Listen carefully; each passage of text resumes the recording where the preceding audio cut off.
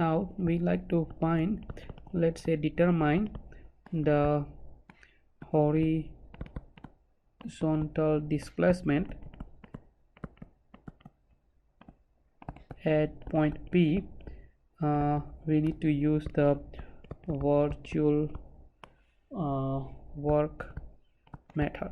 So that's the methods we're going to use to solve in the truss systems. Let's say you have truss here. Let's say this is pin support. Let's say we have a pin support here and we have a roller here.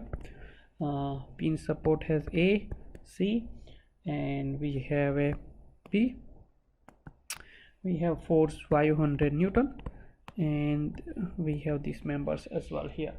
Alright, now the distance is given 2 meters. This distance is 2 meters. So now we need to find the what is the deflection at point B. So we need to find this delta B under this 500 Newton. So we have 4 steps. Step number 1, we develop the virtual truss system by removing the real load and adding this new load, and then we're going to find the internal forces, and that will get represented by small n due to virtual load. Let's say 1 kilonewton unit load, 1 kilonewton. And third one, we are also find internal axial forces represented by capital N due to, let's say, real loading, and that is 500 Newton. And the fourth one, we're going to find the deflections. We will find the deflection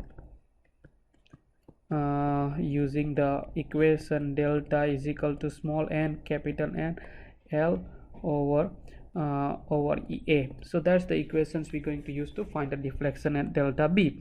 Now please note we have 3 members. Let's say member 1, member 2, and member 3. So we need to find N1, N2, N3, and similarly capital N1, capital N2, capital N3, and L1, L2, L3, and EA. Please note EA is constant for all the members, so we just keep the EA as it is. Now let's work out the step number 1, where we need to draw virtual truss system. Now to draw the virtual truss systems, we copy exactly the same thing that is we have in the questions. We have pin support here, we have a roller here. Now instead of real loading, we're going to put 1 kilonewton virtual load in the directions where we want to find the deflections. Now the question is to find the deflection, horizontal deflection, therefore we put the horizontal loading, and we have this notation here A, B, C. This is 2 meters. 2 meters, if I use Pythagoras theorem, it would be 8, because that would be 2 square plus 2 square would be square root 4 plus 4, it gives us square root 8. Now we need to find small n. Step number 2, we need to find internal axial forces small n, let's say n1, n2, and n3 due to virtual load 1 kilonewton. Now to do this one, I think we need to use the joint method. Now to use the joint methods, we need to get the, let's say, AY, AX, that is the reaction force, BY, I think this is the CY, A, B, and C, and we have this 1 kilonewton here. So let's say sum of the moment at point A equal to 0, anti-clockwise is positive. This is 2 meter, 2 meter. Then this CY create the anti-clockwise moment, CY times distance 2 meter, and these 1 kilonewtons have a minus clockwise moment times distance 2 meters equal to 0. So CY times 2 meter is equal to 1 equal to, let's say, this 1 times 2 meters. So CY equal to 2 meters over 2 meters. It's give you, because this is Newton, so that is Newton meter, which give us CY equal to 1 kilonewton. So we found the reaction force 1 kilonewton here for CY. Now let's do some of the force in the y direction, upward is positive. So ay plus cy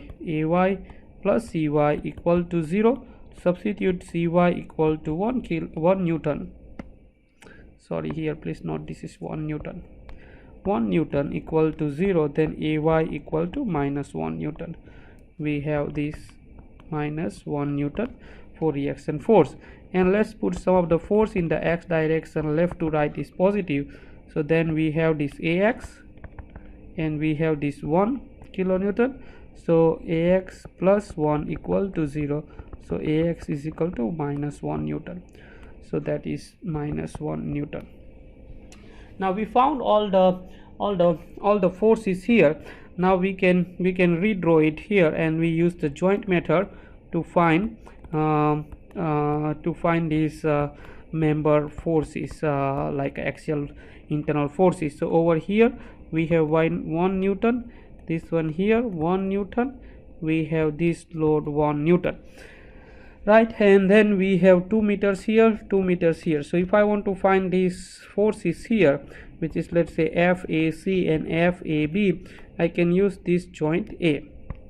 Let's use joint A here. So if I draw the joint A, I have this force FAB, I have this force FAC, I have this minus 1 Newton, and here minus 1 Newton. So by looking at this one, some of the force in the x direction, left to right, is positive. So this is minus 1 Newton and plus FAC equal to 0. So FAC equal to 1 Newton. So that is the first one we found, FAC equal to 1 Newton. So let's give them 1, 2 and 3. So small n1 equal to 1 Newton. Number 2, FAB. Let's say some of the force in the y direction upward is positive. So FAB going up and this both going up. So FAB plus minus 1 equal to 0. So FAB plus and minus is minus. So FAB equal to positive 1 Newton. So let's say this is number 2. So N2 equal to 1 Newton. And now last one, we can use this joint C. Now let's draw joint C here. Joint C has this vertical reaction force, that is positive 1 Newton. We have this force F A, let's say CA, and we found that force AC 1 Newton. So that would be 1 Newton here, and we need to find this FC B, and that has a 2 to square root 8. So if I take the vertical component, then it would be FCB times 2 on square root 8, that is vertical over diagonal. So let's say sum of the force in the y direction upward is positive, then 1 Newton is going up, which is this one, and then plus FCB times 2 on square root 8 equal to 0. So FCB times 2 on square root 8 equal to, we bring across 1 Newton, minus FCB equal to minus 1 Newton times square root 8 on 2, that give us FCB equal to minus 1.41 Newton. So N3 equal to minus 141 Newton, N1 1 Newton, and N2 equal to 1 Newton, right? So that's the step number 2. Now step number 3, we calculate the internal forces